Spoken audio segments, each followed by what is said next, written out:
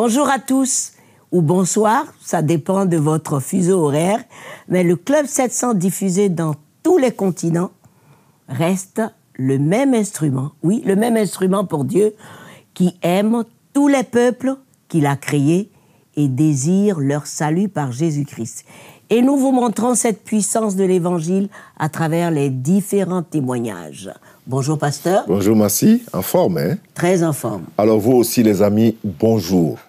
Et que les grâces abondantes de Dieu soient sur tous ceux qui nous suivent en ce moment. Voici, j'ai une petite question. Que faites-vous quand ça ne va pas?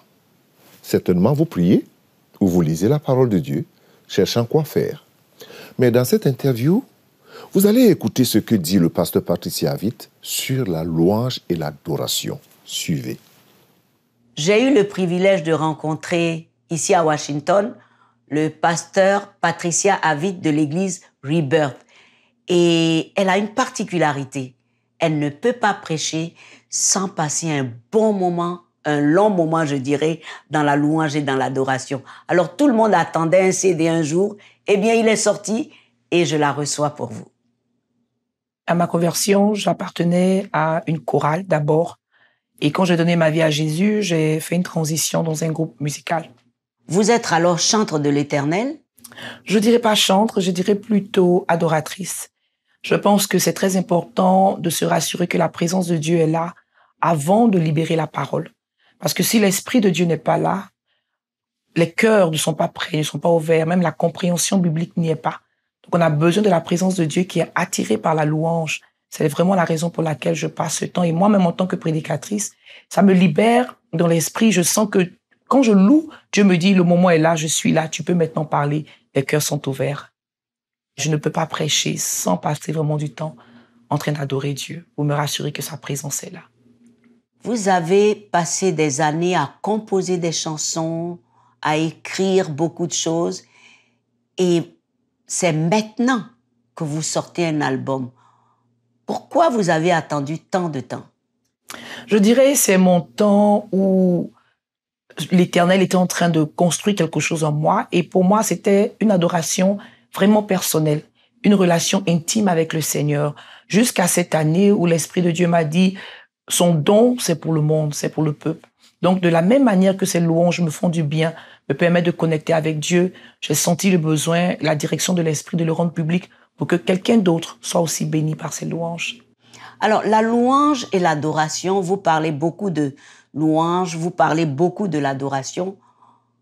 Quelle est la différence? Mes chants sont très souvent à la suite d'un temps de prière. Quand je commence à prier, je commence toujours en adoration et l'Esprit de Dieu me donne des inspirations. Et souvent, si je passe dans une difficulté personnelle, lorsque je prie, à la fin de ma prière, ce que je dis se transforme en louange. Des mélodies s'ajoutent et je le chante à l'Éternel. Parlant d'adoration, quel est le schéma pour aller dans l'adoration? Je dirais, il n'y a vraiment pas de schéma parce que nous sommes uniques. Et notre relation avec Dieu est vraiment unique, mais il y a des fondements. Le fondement, c'est l'amour et apprendre à s'abandonner vraiment à Dieu et de permettre à Dieu de faire ce qu'il veut, de transmettre ce qu'il veut au travers de toi. Sinon, les chants, l'inspiration, je pense que cela est personnel, notre relation au Seigneur. Mais lorsque l'amour de Dieu est là, et lorsque le désir d'avoir une vie qui est vraiment entièrement soumise à Dieu est là, l'adorateur peut vraiment avoir un impact sur la vie des autres. Lorsqu'on dit souvent louange, les personnes pensent plus dansant. Et lorsqu'on dit vraiment adoration, et souvent louange, c'est relié peut-être à un miracle, à quelque chose que Dieu a fait. Mais l'adoration est vraiment basée sur le caractère de Dieu, qui Dieu est véritablement. Ça n'a rien à voir avec le fait que j'ai un problème, j'ai une difficulté. Dieu est toujours Dieu, Dieu est toujours amour, Dieu est toujours présent. Ce caractère de Dieu, nous vraiment, on le reflète pendant que tu es en train d'adorer le Seigneur. Alors pourquoi son amour comme premier choix? L'amour de Dieu qu'on ne peut pas expliquer et qu'on ne mérite pas. Mon titre préféré, c'est son amour. Pourquoi? Il me dit que je suis la prunelle des yeux de Dieu. Il m'amène à vraiment réaliser ce que l'amour de Dieu me permet de savoir de mon identité. Dieu nous aime d'un amour immérité. Nous sommes sa prunelle, sa présence. Et le simple fait que nous ne méritons pas cet amour me laisse vraiment sans parole. Et L'amour de Jésus-Christ est manifesté, comme la Bible nous le dit, est manifesté du fait que lorsque nous étions même encore pécheurs, le Christ est mort pour nous. Quand je sens, j'ai toujours des larmes aux yeux. Je ne peux pas m'empêcher vraiment. Quand je pense à l'amour de Jésus, un amour vraiment immérité, mais un amour qui est mis à la disponibilité de tout le monde, de sorte que nous n'avons plus besoin de chercher l'amour qui n'est pas véritable au mauvais endroit. Jésus-Christ est l'amour véritable. Il y a un caractère particulier dans 2 titres ici. Moi, je ne serai pas découragé, bien sûr, et l'autre, ce qu'il a dit arrivera. Pourquoi moi, je ne serai pas découragé? Comme le Seigneur nous l'a dit, dans ce monde, nous aurons beaucoup de tribulations. Donc, un chrétien n'est pas celui qui est exempt des problèmes de la vie. Donc, des moments arrivent où les épreuves peuvent nous amener à nous décourager, à nous être ébranlés. Et ce chant, j'étais en prière et je disais au Seigneur, la situation est vraiment difficile, j'ai besoin de ton aide, je ne peux pas le faire seul. À voir de loin, c'est comme si je n'allais pas gagner. J'allais vraiment être ébranlé par cette situation. Et pendant que j'adorais le Seigneur, pendant que je priais, le Seigneur m'a mis ce chant. Je ne serai pas découragé, je ne serai pas ébranlé, je ne serai pas terrassé, je ne serai pas détourné. Et ce qu'il a dit arrivera? Yeah. Il y a beaucoup de promesses de Dieu sur nos vies. Et nous, étant prédicateurs, c'est vrai, Dieu nous permet de parler très souvent sur la vie de plusieurs personnes. Et souvent, tu te retrouves à un point où, si tu ne fais pas attention, tu te demandes, Seigneur, et moi, tu m'utilises dans la vie de plusieurs personnes. Et Dieu m'a rappelé que ce qu'il a dit sur ma vie arrivera. Quelle que soit la promesse, qu'elle soit grande, qu'elle soit impossible aux yeux des hommes, lui, l'Éternel, s'il a dit, sa main l'accomplira. Et c'était la suite d'un témoignage. Il y avait vraiment un besoin financier énorme que j'avais. Et quand l'Éternel s'est manifesté, j'ai dit, Seigneur, tout ce que tu dis, véritablement arrivera. Vous avez un dernier mot pour tout le corps du Christ? Je veux leur dire que Jésus les aime véritablement. Et que si aujourd'hui, ils entendent sa voix, qu'ils n'endurcissent pas leur cœur, qu'ils donnent leur vie au Seigneur. C'est un amour qui n'est pas un amour qui est basé sur notre performance. C'est un amour qu'on ne peut pas expliquer. Et un amour éternel. Jésus nous aime. C'est très important, hein? Alors, qu'est-ce qu'on nous dit souvent? Louer, chanter, c'est prier 2 fois. Oui, c'est une expression qui est courante, mais qui est vraie.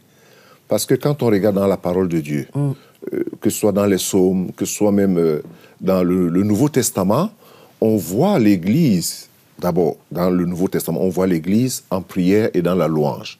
Et à ce moment, on voit des manifestations très grandes de Dieu. Oui. Parce que Dieu sied au milieu de la louange. Oui, comme l'histoire de Paul et Silas. Voilà, donc ils étaient en prière et en louange en même temps. Donc ce que le pasteur Patricia dit, c'est fondé, c'est biblique. Et le plus souvent, comme quelqu'un a dit, quand les gens sont dans des problèmes, on met la main sur leur joue. On s'apitoie. Oui, on rentre sur soi-même, on ne sait pas quoi faire. Et souvent, c'est très difficile, mais il semble que c'est difficile, lorsqu'on passe par des problèmes, de louer Dieu. Oui. Pourquoi? Parce qu'on se dit, mon cœur n'est pas en joie, pourquoi chanter? mais par contre, c'est là où se trouve même la puissance. La puissance. En fait, c'est là où se trouve la puissance. C'est pourquoi c'est compliqué. Mais quand c'est compliqué comme ça, il faut se forcer. Ah, il faut se forcer. Oui. Ça, c'est le mot. C'est-à-dire qu'il faut se surpasser quelque part. Oui. Alors, je pense que lorsque vous suivez ce que le pasteur Patricia a dit, ça vous pousse à quelque chose d'important. C'est-à-dire, essayez de vous surpasser quand vous êtes face au problème. Mais ne nous quittez pas. À tout de suite.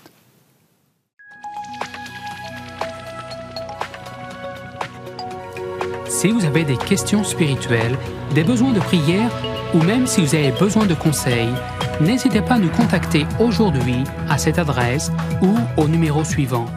Nos conseillers sont là pour vous aider. N'oubliez pas, nous sommes là pour vous.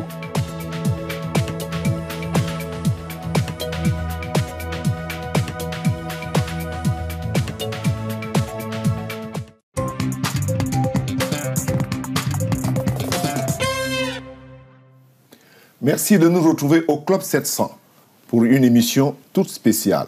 C'est que vous connaissez déjà votre ami préféré, le pasteur Luc, Mais nous avons aussi le privilège d'avoir dans ce studio aujourd'hui le professeur Samuel Fofari, je l'appelle bien comme ça le nom? C'est très bien. C'est bien. Alors, le professeur Samuel, je vais un peu vous parler de lui, un peu, pour que vous sachiez de qui il s'agit, de quoi il s'agit et pourquoi il est là au studio avec nous. En fait, vous êtes docteur en sciences appliquées et ingénieur. Vous avez été un haut fonctionnaire à la Commission européenne pendant 36 ans dans le domaine de l'énergie et du développement durable, en particulier changement climatique. Et si je vois bien, enseignant depuis 16 ans la géopolitique de l'énergie à l'Université libre de Bruxelles, conférencier, écrivain. Ensuite, vous êtes président de la Société européenne des ingénieurs et industriels. Et à la fin, ce qui est très bien d'ailleurs, président de l'Association des églises protestantes évangéliques de Belgique. Bienvenue. Merci. Peut-être le plus important, justement, le dernier. Alors, les amis, et puis, vous avez ces deux messieurs qui vont nous entretenir aujourd'hui, mais beaucoup plus vous, professeur. D'accord. Alors, sur l'écologie, ma question, la voici. Il y a les diverses interprétations et des approches sur l'écologie. Ce n'est pas toujours connu. Le Club 700 que vous voyez, c'est une émission qui est diffusée dans 144 pays dans le monde, beaucoup plus en Afrique. Et nous, en Afrique, je ne sais pas si c'est un thème qui est assez connu. C'est quoi? Est-ce qu'il y a une différence ou les interprétations des approches sur l'écologie? L'écologie, d'abord, est une science. Le mot écologie, c'est la relation du vivant avec l'éco, c'est-à-dire avec ce qui l'entoure. Donc, c'est une science qui étudie les relations de tous les êtres vivants, de l'homme, mais également des animaux, avec la nature qui l'entoure, avec la botanique, les relations qu'il y a, tout cela. C'est une science où il y a beaucoup de biologie, beaucoup de chimie, donc ça s'étudie de manière scientifique. L'écologie est une science. Okay. Maintenant, dans le monde, on confond volontairement le mot écologie avec le mot écologisme. Ah bon? Et c'est pas du tout la même chose. Parce que l'écologie étant une science où on étudie de manière scientifique certains aspects de la vie, l'écologisme est plutôt une relation du comportement humain à la nature, avec des aspects moraux, éthiques, qu'est-ce qui est bien, qu'est-ce qui n'est pas bien. Donc ça n'a plus rien à voir avec la science. L'écologisme, ce n'est pas de la science. C'est une vision politique de la société. Quand je dis politique, ça veut dire dans le premier sens du mot, quelle est la relation que l'homme doit avoir avec la nature, mais pas du point de vue scientifique, c'est du point de vue comportemental. Et donc, on confond volontairement tous ces mots, mais il faut bien distinguer cet aspect dogme de l'écologisme qui n'a plus rien à voir avec la science. Alors, pasteur Luc, lorsque vous entendez le professeur Samuel parler, faisant la différence entre l'écologie et l'écologisme, nous, qui sommes des pasteurs, lui aussi bien sûr, on parle beaucoup de l'écologie aujourd'hui, mais ce n'est pas tellement la forme sur le côté écologisme comme il parle là. Oui. Vous voyez ça comment? Ben moi, je vois surtout ça d'un point de vue biblique. Quel est le rapport que nous devrions avoir en tant que chrétiens avec la terre? Et je vois dans Genèse, chapitre 2, et au verset 15, « L'Éternel Dieu prit l'homme et le plaça dans le jardin d'Éden pour qu'il le cultive et qu'il le garde. » Donc, il n'est pas question ici de dire que l'homme n'a pas sa place sur cette terre, numéro 1, puisque c'est Dieu qui nous a placés ici. Et numéro 2, on doit cultiver cette terre de façon à ce qu'elle puisse produire de bons fruits et des légumes dont nous avons besoin pour vivre. Et troisième chose, il faut la garder, cette terre, c'est-à-dire quand même faire en sorte qu'elle soit protégée et ne pas abuser d'elle. Et je crois que peut-être là, il y a eu de l'abus de la part de l'être humain qui a abusé dans certaines circonstances de cette terre et on en récolte malheureusement aujourd'hui les conséquences. Alors, professeur, quelle est votre responsabilité? La responsabilité est d'obéir à l'ordre de Dieu. Déjà, en faisant la part des deux, hein, oui. L'écologie ou l'écologisme. Oui. Vous pouvez Au chapitre 1 de Genèse, une page avant ce que Luc vient de lire, il est écrit que 2 fois, en un verset, qu'il faut dominer la terre. Pourquoi? Parce que si vous laissez faire la nature va nous envahir.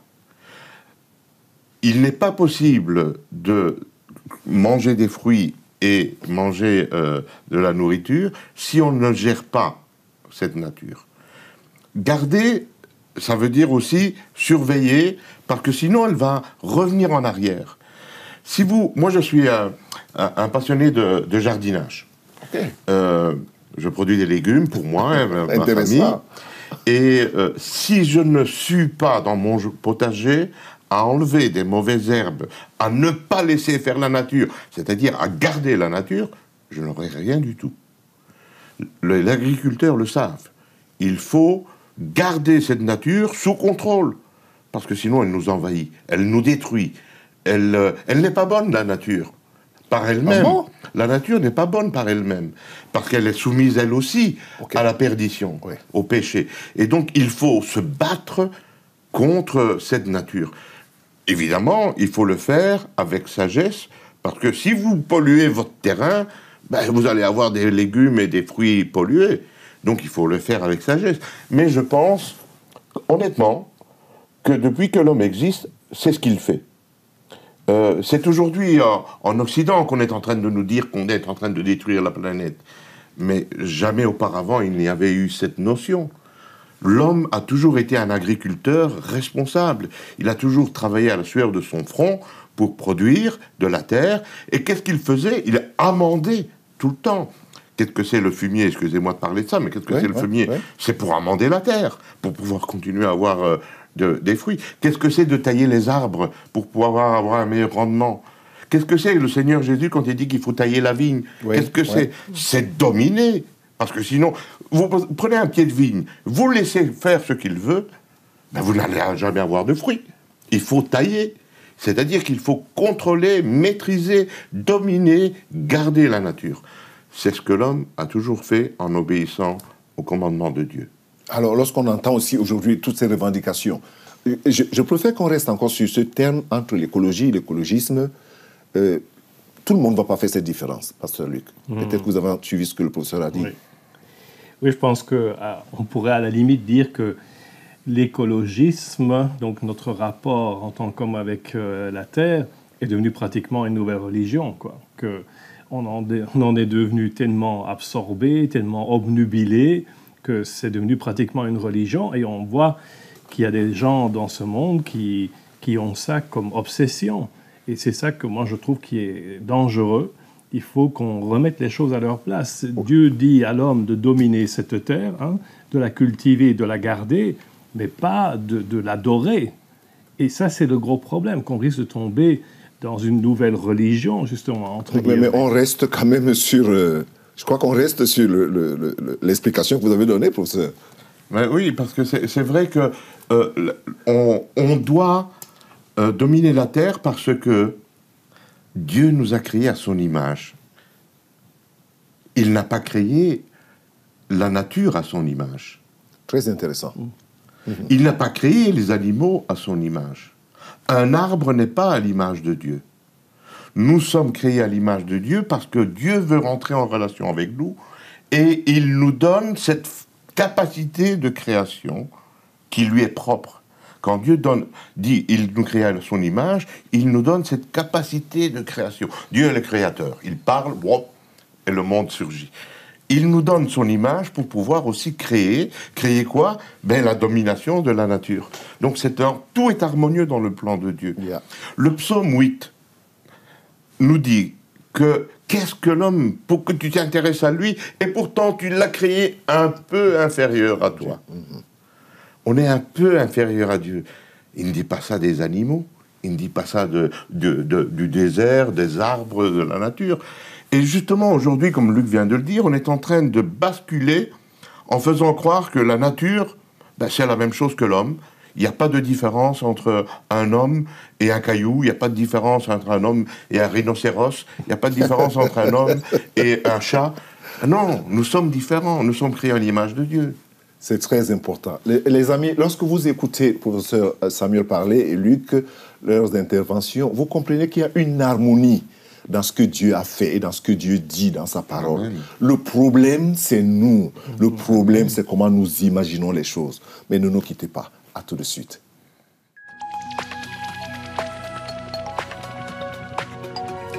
Si vous avez des questions spirituelles, des besoins de prière ou même si vous avez besoin de conseils, n'hésitez pas à nous contacter aujourd'hui à cette adresse ou au numéro suivant. Nos conseillers sont là pour vous aider. N'oubliez pas, nous sommes là pour vous.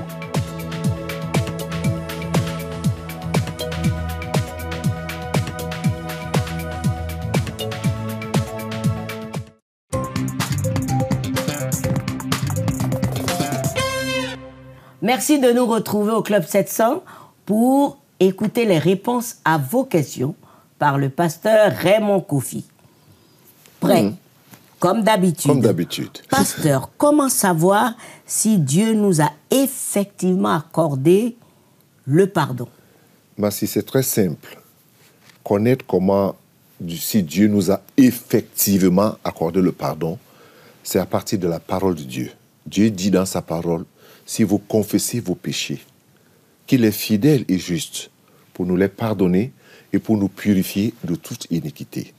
Donc, la seule base que j'ai pour savoir que je suis pardonné, c'est ce que Dieu dit dans les Écritures. Oui. Et Dieu ne ment pas. Il ne peut pas mentir. Donc, s'il y a une chose que Dieu ne peut pas faire, c'est mentir. Et il faut que j'accepte, que nous acceptons que ce que Dieu dit dans les Écritures, c'est ce qu'il voulait vraiment dire. Il n'y a rien d'autre derrière. Il dit, je vous pardonne. Maintenant, pourquoi Dieu nous pardonne effectivement? C'est à cause de la mort de Jésus sur la croix. Christ est mort quand nous étions encore pécheurs. À partir de cette mort, le cœur de Dieu est entré en paix et il accorde le pardon à tout le monde. Et un autre verset qui est clé, c'est dans Jean 3,16. Car Dieu a tant aimé le monde qu'il a donné son Fils unique afin que quiconque croit en lui. Voilà la clé du pardon. Comment je sais? Effectivement, car Dieu a tant aimé qu'il a donné parce qu'il pardonne. Donc quand il a pardonné, on doit être convaincu qu'on est pardonné. Et accepté. Et accepté, ne pas se culpabiliser. Non. Ça, c'est très important. J'ai une question. Que nous enseigne réellement la Bible? Ah, ça c'est une question assez costaude quand même. Bon, mais je vais le dire en quelques mots. Il y a un livre que je conseillerais à la personne, il y a même d'autres personnes qui veulent connaître, qui est intitulé « Ce que enseigne la Bible ». Dans ce livre, c'est bien mentionné les différents thèmes. La Bible nous enseigne sur la personne de Dieu. Oui. Sur la personne de son Fils Jésus-Christ, sur la personne du Saint-Esprit, sur l'être humain, sur le péché, la nature du péché, comment est venu le péché, même sur le diable. La Bible nous enseigne sur les anges, sur notre identité, la justification. La Bible nous enseigne sur beaucoup de choses qui concernent la vie. Mais le mot-clé, pour moi, ce que la Bible enseigne, c'est l'amour de Dieu. Oui. L'amour inconditionnel de Dieu. Tout ça est combiné là dans cette parole. De la Genèse à l'Apocalypse, on voit l'amour de Dieu. C'est très important. Donc, la Bible, c'est une lettre d'amour, comme quelqu'un l'a appelé. Oh, j'aime ça. C'est une lettre d'amour où Dieu explique qui il est et comment nous sommes et comment il nous accepte. C'est ce que la Bible nous enseigne. Et c'est très important. Donc, c'était une très bonne question. Oui. Et il faut retenir pour le livre. Oui. Eh bien, les amis, avant de vous dire au revoir, regardez cette mère et ses 3 enfants obligés de dormir sur le toit de la maison d'une amie à cause de l'ouragan au Mexique. C'était dur. Britney, 9 ans, sa mère et ses 2 jeunes sœurs durent trouver un nouvel endroit où vivre après les crues soudaines qui balayèrent leur maison. J'étais en train de travailler quand la tempête a frappé. J'ai couru dans les eaux en crue. J'entendais mes filles crier. Je me souviens que l'eau est entrée dans notre maison et j'avais très peur. J'ai mis mes sœurs sur le lit parce que j'avais peur qu'elles se noient. Elles pleuraient et l'eau continuait de monter. Quand maman est arrivée, elle nous a attrapés et nous a fait sortir. Liliana et ses enfants perdirent tout ce qu'elles avaient dans l'inondation et ne pouvaient pas se procurer un autre endroit où vivre. Elles déménagèrent donc sur le toit de la maison d'un ami, où Liliana construit un abri temporaire. Une échelle était leur seul moyen d'y monter et d'y descendre. J'ai d'abord grimpé, puis j'ai aidé ma sœur. Puis, toutes les deux, on a aidé maman avec le bébé. J'avais peur qu'elle tombe. Je sais que mes filles n'aiment pas être là-haut. Lorsqu'Opération Bénédiction entendit parler de cet abri sur le toit, nous avons décidé de leur construire une maison. Les ouvriers ont commencé à livrer des matériaux de construction. C'est là que j'ai réalisé que c'était vrai. Nous allions avoir une maison. Quelques semaines plus tard, la famille put aménager. Notre maison est grande et il y a assez de place pour mes filles et moi. Elle est magnifique. Nous avons aussi parlé de Jésus à la famille et ils prièrent pour devenir chrétiens. J'ai dit à Jésus que je l'acceptais dans mon cœur et qu'à partir de ce jour, j'allais vivre pour lui. C'est un nouveau départ pour nous maintenant que nous avons Jésus. Au fond de moi, j'ai ressenti la paix et le bonheur. Et j'ai dit merci à Jésus d'avoir entendu mes prières. À tous ceux qui nous ont aidés, je prie pour que Dieu multiplie par 4 sa bénédiction sur vous pour tout ce que vous avez fait pour mes filles et moi. Je tiens à remercier tous les donateurs qui ont aidé à construire ma maison. Merci. C'est très touchant. C'est très touchant, pasteur, ce que la mère a dit. Mais quand on voit toute l'histoire, toutes les images, toutes ces images. Il montait par l'échelle, elle montait, par l'échelle pour... Et les enfants surtout, les enfants qui aidaient. Qu'est-ce qu'on vit dans ce monde aujourd'hui? Par quoi les gens passent aujourd'hui quand on regarde notre monde, à quoi il est soumis aujourd'hui, ce que les gens subissent, ce que les gens sont obligés de vivre, de traverser. Et puis, ce qui est bien, Massi, c'est qu'il y a des gens qui ne restent pas indifférents. C'est ça. Ça me touche. Il y a des gens qui ne sont pas indifférents aux douleurs, aux malheurs, aux problèmes des autres, et qui sont toujours prêts à faire un geste. Vraiment. Et à répondre à cela. Cette maison, c'est vraiment la preuve de l'amour et de la générosité de tous ceux qui ont aidé, qui ont donné, qui ont montré leur c'est un sacrifice. Leur désir de faire quelque chose, même s'ils ne connaissent pas la personne. Oui, on n'a pas toujours besoin de connaître la personne. C'est le fait de savoir que quelqu'un crie quelque part et qu'on peut venir à son secours. Bon, tout à fait. Voilà. Alors, mes amis, cela doit vous encourager à continuer à donner, car les vies sont sauvées, les cœurs réjouis et la gloire revient à Dieu seul. Que Dieu vous bénisse et restez en notre compagnie sur nos différents sites. À bientôt. Au revoir, pasteur.